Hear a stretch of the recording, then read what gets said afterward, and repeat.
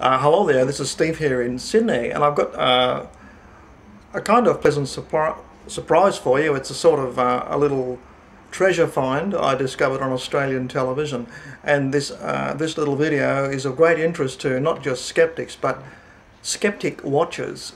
It explains their behaviour, and the wonderful news is it's really got total objective separation from the politics of big pharma, magicians, pseudo-skepticism, and who they're really working for and that sort of stuff, and their strange connection to pornographic books and all that sort of stuff. It's a wonderful mystery to try and solve, and we seem to have it solved accidentally by an independent discovery in the suburb of Logan, South Brisbane. It turns up on an Australian television show. It's just a 5-minute segment, and it says so much about pseudo-skeptics, and you're going to see what the amazing discovery is that a school teacher made, which is a great benefit to us studying the pseudo-skeptic phenomenon on the internet. So here's the video for you. A Queensland school is using a bit of sorcery to help its students cope with life in and outside the classroom. The state school at Logan, south of Brisbane, has employed a magician. He's not teaching trickery, but lessons in life, as Kieran McKechnie discovered. Hey guys, how are you? Come on in, come on in. On a weekday morning at a small school on Brisbane's outskirts, a quiet transformation is taking place. Now, you know the drill. You have to stand there and put a big smile on your face, all right? Now, with a little bit of magic, these children are getting a head start in life and school. A lot of these kids come from underprivileged backgrounds. One parent or immigrant families. Sometimes they're from troubled homes. one of the easiest ways to get the positive good feelings is to smile. Yeah. Now, but this performance is teaching these kids vital life lessons. I like to embed messages of confidence building, of building self-esteem, of resilience. So many good messages you can give them. And the great thing is that kids think that they're getting ice cream, but I'm really giving them Brussels sprouts. Julian Mather is the first magician in residence at an Australian school. When I talk to my kids at home, they don't listen to me. When teachers talk to the kids, quite often they're not listening all the time. But when a third party comes in and that third party is using engaging magic like I do, that it gets kids' attention, once I've got their attention, then I can slip those other little messages that parents and teachers find hard to impart to the kids. And I've noticed almost immediately Julian started working with the children was this increase in confidence. And that's what the kids tell me, that they feel so much more confident. The idea for a magician in residence was sparked last year when Julian Mather came to Burroughs State School for a one-off magic show. Uses a pen and 2 empty hands. Teacher Raylene Pettigrew, whose grade 3 class was made up of a high number of children with troubled home lives and anger management issues, saw an instantaneous effect on her students. They would listen to a story about an angry child. The most amazing book was called Angry Arthur. And the children related to this so strongly. I'd hardly been listening to the story, and then at the end I just looked at the class and the boys and the girls were just looking with their mouths open, saying, and one of the boys said, I feel like that. And then Julian came in and worked with the magic, just giving them power to communicate, to try again. It was just utterly transformational. Raylene Pettigrew believes the program works so well because until now many of these children didn't have a strong male role model. And guys, I need my 5-cent piece and my pen back at the end. Many children have maybe just females in their lives. All the boys want him to be, they want to be Julian, or they want to be like Julian, and the girls always say they want him to be their father. If you kneel down, he'll look down at you. When you come back up, He'll look back up at you. Over the course of his 8-week program, Julian Mather has seen a positive change in the students. Yeah, I have seen a change in the kids from day one. I remember on day one particularly, there was a young boy who was sitting right there, and I asked the kids, what did you do on the weekend? And this boy with a sense of bravado said, well, on the weekend, I got into 2 fights in football and I got banned from the Junior Football League. Anyway, during the course, the process of this last 7 weeks, I've seen this boy develop. He's been the one person who's really particularly taken the card tricks. He's come down and he's told me, he said, like, when I use the cards, I feel calmed. It gives me a chance to focus my anger and my energy. Sometimes if you're angry, you can just come down and relax and get taught magic tricks. Sometimes he teaches you, if you want respect, give respect, and then if you do that, you might learn some more tricks and you might become a magician when you're older. His tricks trigger feelings that are the happy feelings. And the smiling really kept me calm around other people when they were doing bad stuff.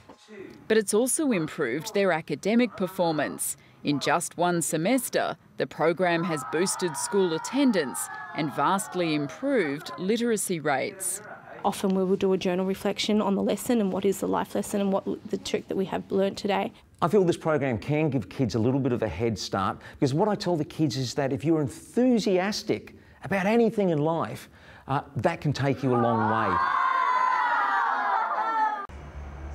So now that you've seen that video, you might want to watch it a couple of times and just sort of drink in some of the details provided by little people and school teachers who not only made a chance observation but actually did experiments and got results. We do notice there are many similarities between what the little children describe and their behaviour. They're basically duffers in that school. They're backward children academically. They're emotionally undeveloped. They need to be told that smiling's good for you. They don't know what to do with emotions. Some emotions they haven't experienced yet.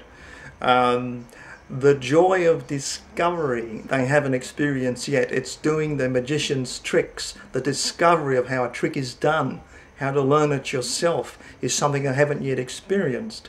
Thus they are further attracted to more magician's tricks. But now we've got a clue, we've got the formula as to why so many people are attracted to James Randi and magicians generally. They need to have basically a defective home background and academic background at school.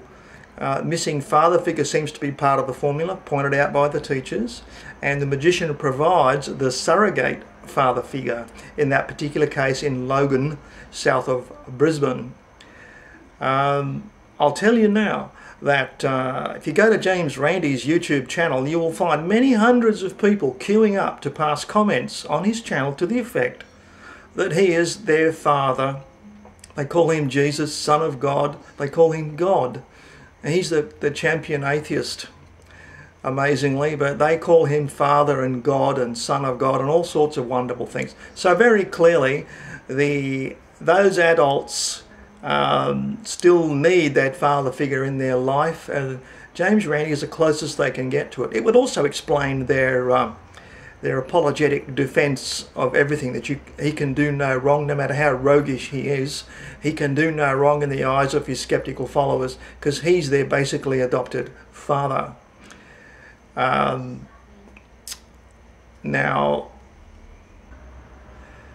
I must say I'm only moderately interested in magicians. They never entranced me, and I think that goes for mainstream people.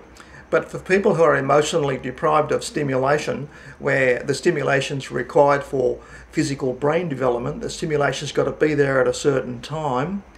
The magician in this case in Logan, South Brisbane, is providing the necessary substitute and changing the personalities and academic performances and social behaviours of these people who have very much pseudoskeptic problems that we're getting described to us by the teachers. Okay, they are basically repaired by learning magic tricks. They're drawn away from misery, and he's showing them how to operate their physical emotions.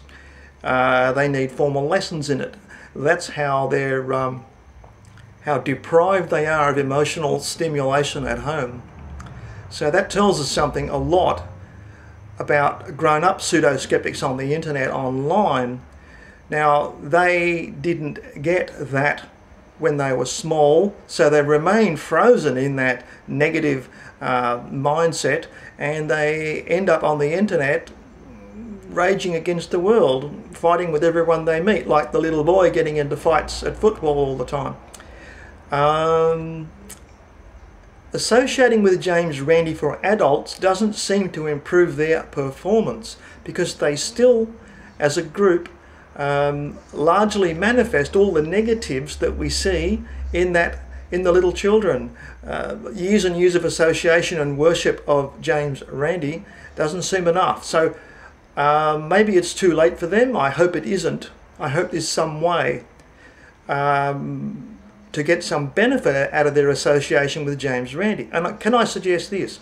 They are famous. Susan Blackmore says not one pseudo-skeptic will ever do anything, try anything. They're too scared, too timid to try meditation or sitting on your hands or a yoga trick or anything.